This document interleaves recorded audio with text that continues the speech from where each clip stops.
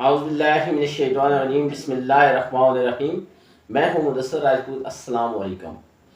عید الاضحیٰ کسے کہتے ہیں یا عید الاضحیٰ کیوں منائی جاتی ہے؟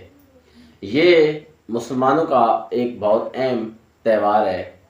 دراصل یہ حضرت ابراہیم علیہ السلام اور حضرت اسماعیل علیہ السلام کی ایک عظیم قربانی یا ان کے امتحان کی یاد میں منائی جاتی ہے۔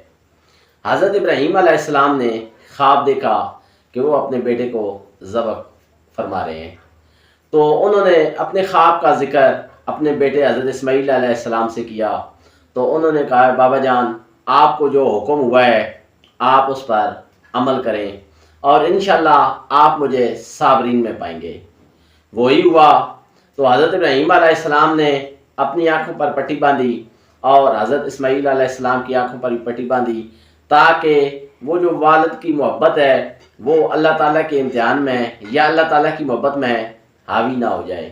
یوں جب انہوں نے چھری چلانا شروع کی تو اللہ تعالیٰ نے ان کی قربانی کو قبول کیا اور فوراً آسمان سے ایک دمبا بھیجا۔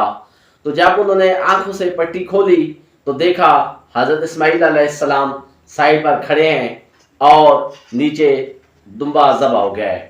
تو اللہ تعالیٰ نے اس قربانی کو یاد رکھنے کے لیے آج تک یہ سنت جو چل رہی ہے۔ تو وہ کیا اقبال صاحب کا خوبصورت شعر ہے کہ فیضان نظر تھا یا مکتب کی کرامت تھی کہ کس نے سکھائے اسماعیل کو آداب فرزندی۔ تو یہ ایک والد کی محبت اور بیٹے کی والد سے محبت، لیکن ان دونوں کی جو محبت تھی وہ اللہ تعالیٰ سے اس قدر تھی کہ اللہ تعالیٰ کے حکم کے مطابق وہ اپنے بیٹے کی قربانی دینے کے لیے بھی تیار ہو گئے۔ تو یہ ان کی یاد میں آج ہزاروں سال سے منائی جا رہی ہے۔